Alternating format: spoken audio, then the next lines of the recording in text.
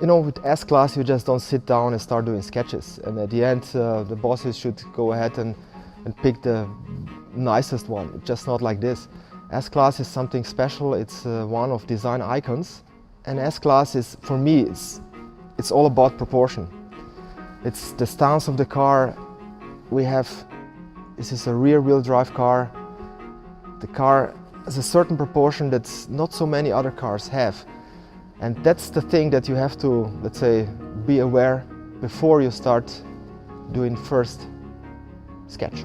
S-Class is the car of the brand. So let's say it's the biggest challenge you can get in this company. And Mercedes is the brand of the brands.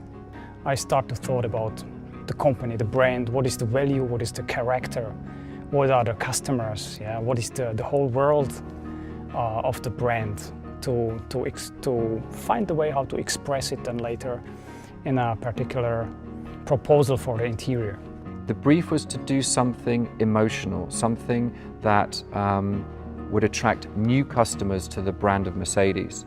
So you have people who would maybe perceive Mercedes as more established, safer looking cars or conservative cars for older people.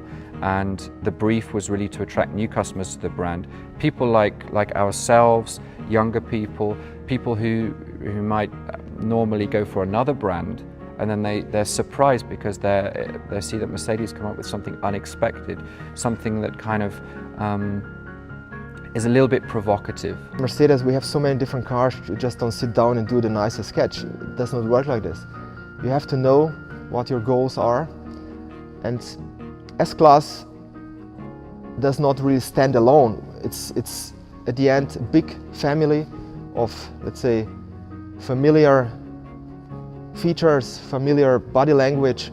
Everything at the end must make sense. For me, it's more a living space for the passengers and the driver than a car, a common car. It's kind of a living space. So the message is like, feel good, feel relaxed, enjoy your drive, or enjoy your being passenger, or enjoy being a passenger on the back seats of the car. How I want people to react when they see this car is to look twice, is to not look at the car and then look away and look at other cars. When this car is in traffic, people should stare at it a little bit longer than they would a normal car, and not people who are necessarily interested in cars. You know, for me, the success of a car is when a little kid smiles at the car and points at it when he's crossing the road and you're at the traffic lights, or people who wouldn't necessarily buy car magazines or watch car programs. It's pure, it's sensual, has something to do with nature.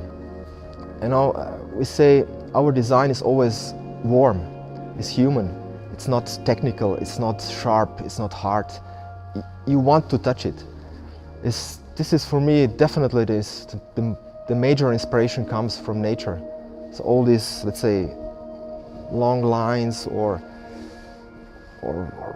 very, very soft surfacing, very round surfacing.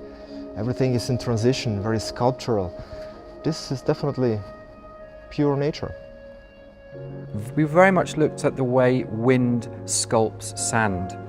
So sand dunes, how you get in the desert, you get these very, very large sand dunes which are very soft and flowing, concave and convex shapes. And then as the sand hits the top, as the wind hits the top of the sand dune, you get this very defined edge.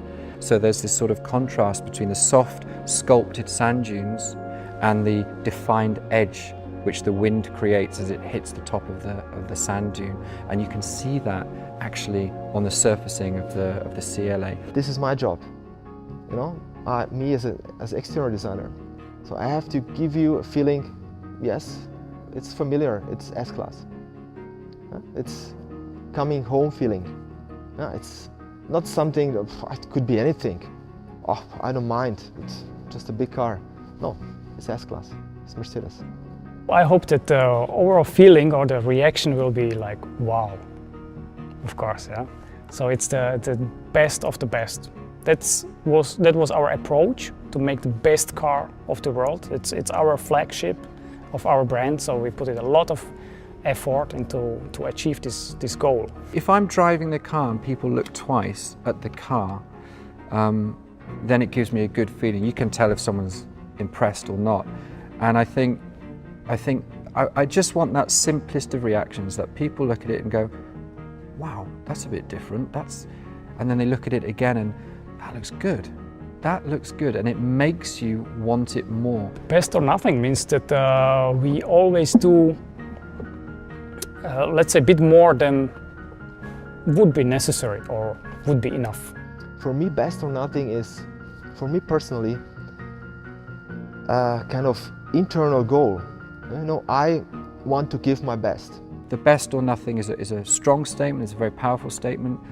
You can live or die by this statement. It's dangerous, but what's good about it is that it focuses everyone's attention on achieving one goal, the best. Look at the benchmark competition. Where are they better than us? And let's be better than them in that area, and keep on, and it keeps us on our toes.